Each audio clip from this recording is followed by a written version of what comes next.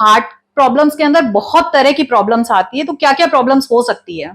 सबसे common problem तो heart attack की है, जिसमें कि हृदय की नसें, हार्ट की नसें चौक हो जाती है और हार्ट का कुछ भाग डैमेज हो जाता है और अटैक। तो सबसे मेजर प्रॉब्लम्स तो यही है। उसके अलावा भी कई तरह की बीमारियां हार्ट की होती है, जैसे छोटे छोटे बच्चों में जन्मजात विकार होते हैं, जिसमें हार्ट के चेम्बर्स में, दो चेम्बर्स के बीच में छेद होते हैं या वॉल में खराबी होती है। दूसरी प्रॉब्लम युवाओं में होती है, जिसमें वॉल में इन्फेक्शन लग जाता है। हार्ट के वॉल में इन्फेक्शन लगने से वो वॉल या तो लीकेज करता है, चौक हो जाता है, तो उसकी कुछ दवाइयां होती है। जब बीमारी बढ़ती है तो फिर उसकी सर्जरी की जाती है। ये सब बीमारियां हार्ट की इको करने से मालूम पड़ जाती है। हार्ट का इको एक बहुत ही सामान्य जांच है, जो हर हॉस्पिटल में, बड़े हॉस्पिटल में है।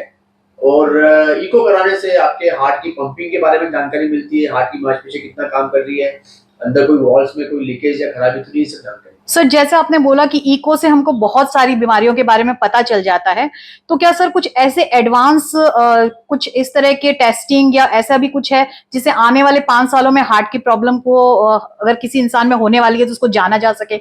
बहुत सारी टेस्ट होती है जिससे कि छिपी हुई हार्ट की बीमारियां मालूम पड़ जाती है। एक बहुत ही कॉमन टेस्ट है, वो है ट्रेडमिल टेस्ट, टीएमटी, जिसमें कि हम दौड़ाते हैं, बेल्ट पे चलाते हैं और बहुत तेज नहीं चलाते हैं, थोड़ी मॉडरेट स्पीड में चला के साइमल्टेनियसली कंटिन्यूअसली ईसीजी मॉनिटर 6 से 7 मिनट चला के हार्ट की धड़कन बढ़ाई जाती है, हार्ट को थोड़ा लोड दिया जाता है। और ऐसे में ईसीजी में कोई खराबी आती है तो हम मानते हैं कि इनको कोई ना कोई छिपी हुई हार्ट की ब्लॉकेजेस की बीमारी है और इसमें एंजियोग्राफी एडवाइस। एक टेस्ट ये हो गई। दूसरी एक बहुत महत्वपूर्ण टेस्ट होती है, जिसमें कि बिना एडमिशन किए सीटी स्कैन के माध्यम से, सीटी स्कैन मशीन के बारे में आप सब जानते हैं, सीटी स्कैन की मशीन से एक एंजियोग्राफी की जाती है, इसको हम बोलते हैं सीटी कोरोनरी एंजियो। ये भी बहुत अच्छी टेस्ट है। ये उन लोगों के लिए अच्छी जिनको कोई माइनर प्रॉब्लम्स लग रही है, बहुत मेजर प्रॉब्लम्स नहीं लग रही है और अपने मानसिक तनाव के कारण से ये बहुत ज्यादा प्रेशर ले रहे हैं, तो ऐसे मरीजों के लिए हम टीएमटी की टेस्ट, सीटी एंजियो की टेस्ट की जाती है।